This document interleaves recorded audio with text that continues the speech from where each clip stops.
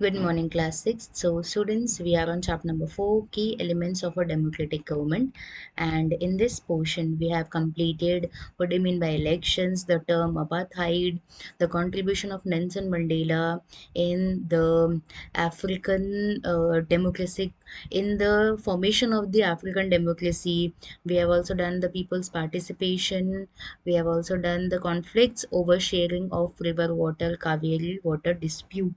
Now, the last portion was needs to resolve conflicts. इस chapter में हम लोगों ने जितने भी कॉन्फ्लिक्शंस देखे एंड में हमने ये देखा है कि सुप्रीम कोर्ट हो गया या फिर गवर्नमेंट होगी वो एक तरीके से हमारे लिए अकाउंटेबल है, हमारे लिए रिस्पॉन्सिबल है, तो इसलिए वो सॉल्यूशन जो है वो रिजॉल्व करती है.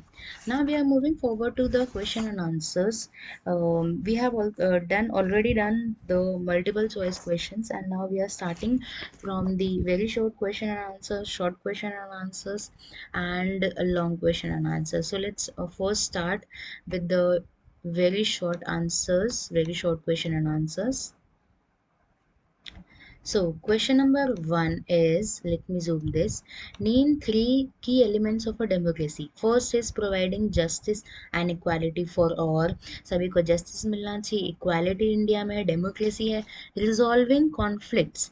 Democracy की key elements अगर हम बोले problems को solve करना ताकि किसी भी देश में ऐसी situations ना आ जाए जिससे हमारी democracy को खतरा हो. तीसरा है banning discrimination.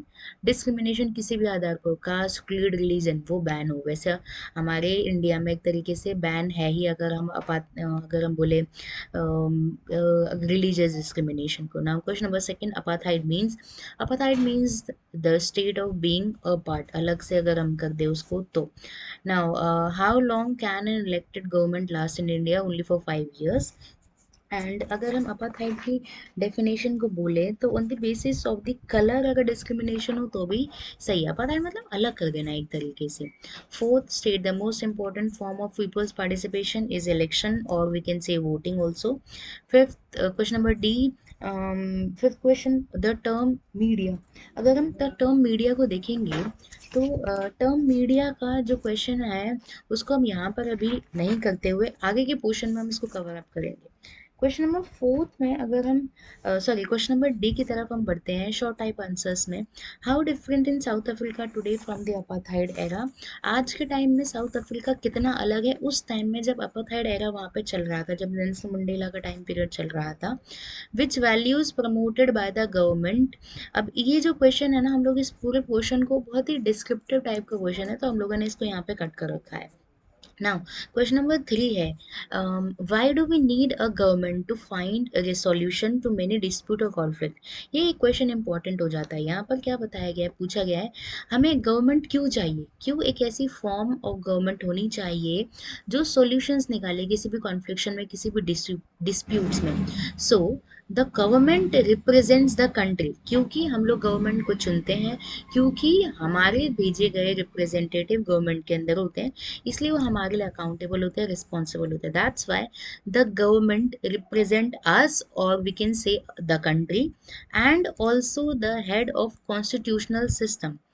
So it can resolve conflicts to in the interest of the people at large.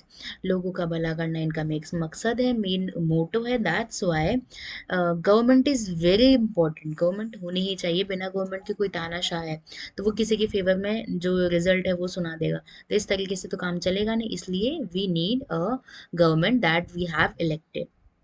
Now question number 3 की तरफ हम बढ़ते हैं.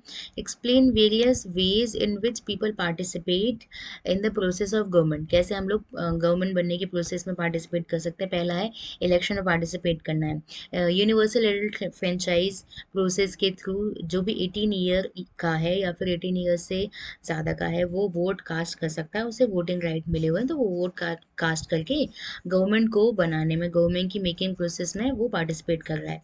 सेकेंड है by casting their vote जब जैसे ही वो 18+ हो जाते हैं वो वोट कास्ट कर सकते हैं गवर्नमेंट बनाने के लिए। तीसरा है by mass protest like rallies, campaign and etcetera. अब देखो गवर्नमेंट कभी कभी ऐसा हो जाता है, ये थर्ड पॉइंट को अगर हम इंडिकेट या समझाना चाहें तो ये एक गलत इंडिकेशन के तौर पर हम नहीं लेंगे कि रैली बनने से कौन सी गवर्नमेंट बन जाती है। अगर कोई गवर्नमेंट गलत काम कर रही है तो अगर उसके खिलाफ कुछ प्रोटेस्ट निकाले जा रहे हैं जिस वजह से गवर्नमेंट अपना काम वापस ले लेती है, या फिर वो गवर्नमेंट धराशायी हो जाए, वो गवर्नमेंट को जो बहुमत मिला है वो ले लिया जाए, तो इस तरीके से भी हमने अ काइंड ऑफ हम लोगों ने इन जरियों से गवर्नमेंट को बनाने में योगदान दिया। पर पहला और दूसरा is very important, first and second point is important to us ना। Question number fourth, what actions are taken by the government. अब लोगों को इक्वली ट्रीट किया जाए इसके लिए गवर्नमेंट क्या एक्शंस लेती है, हमारा पॉइंट है question number fourth. The government ensure, government क्योंकि इंडिया में कॉन्स्टिट्यूशन है, कॉन्स्टिट्यूशन मतलब ऐसे लॉज हैं, ऐसे प्रोविजंस जिसमें सभी को इक्वली ट्रीट किया जाता है, फ्रीडम हमें मिली हुई है, 6 फंडामेंटल राइट्स है हमारे पास। So the government ensures that the constitutional provisions are implied in the country, जो जितने भी कॉन्स्टिट्यूशन प्रोविजंस है वो हमारी कंट्री में इम्प्लीमेंट होने चाहिए। It make laws and enforce them to abolish all sorts of discrimination. Laws बने हुए उनको इम्प्लीमेंट कराया जाता है, उनको इन्फोर्स करवाया जा रहा है ताकि अबॉलिश किया जा सके सभी तरीके की डिस्क्रिमिनेशन को, बंद किया जा सके किसी भी तरह रिलीजियस डिस्क्रिमिनेशन, कास्ट डिस्क्रिमिनेशन ना हो।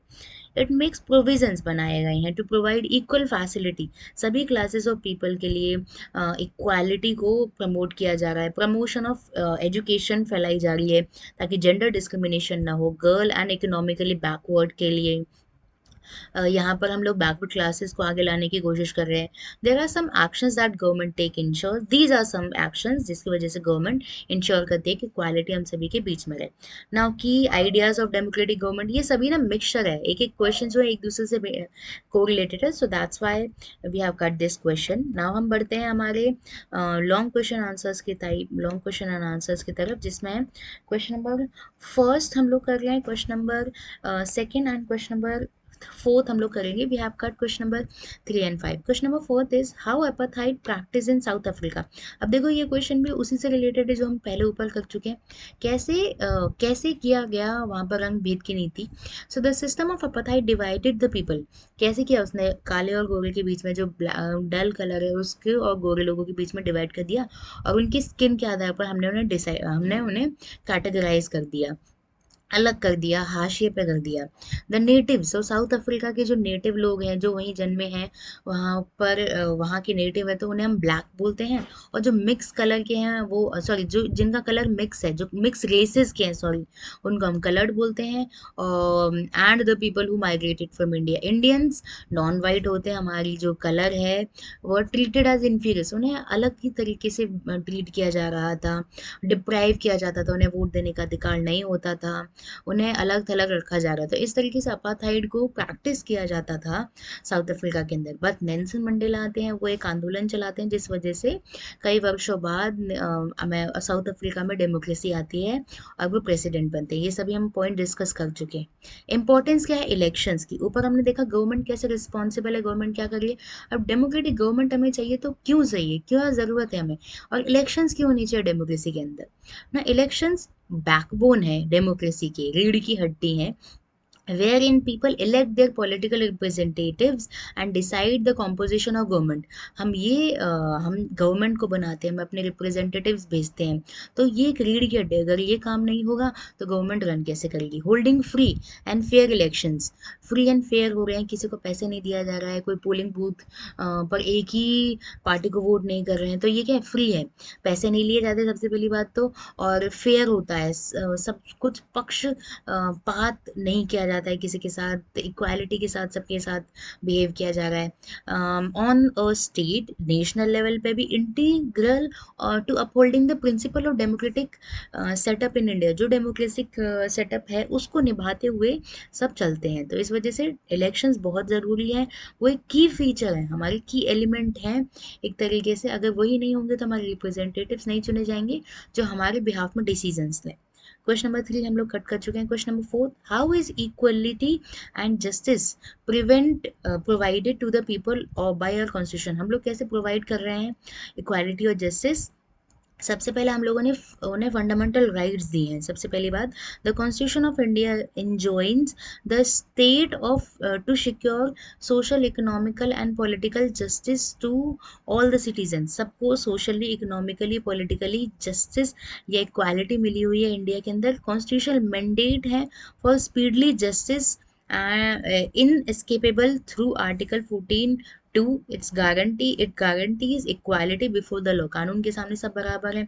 जो कानून की देवी अंधी होती है, मूवीज में दिखाते हैं, पट्टी होती है, तराजू होता है उनके हाथ पर। तो पट्टी इन द सेंस कि वो ये नहीं देखेगी कौन अमीर है कौन गरीब है, कौन किस कास्ट का है, कौन लड़का है या कौन लड़की है, सब कुछ इक्वालिटी के साथ, इक्वालिटी बिफोर लॉ, कानून के सामने सब बराबर है।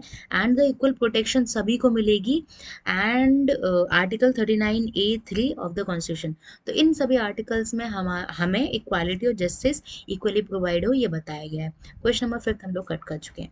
सो by this topic we have completed all the question and answers of chapter number 4 and we have already done the MCQs in the previous classes, so that's why. So I hope you all have understood this chapter very well. um, Chapter number 4, key elements of a democratic government.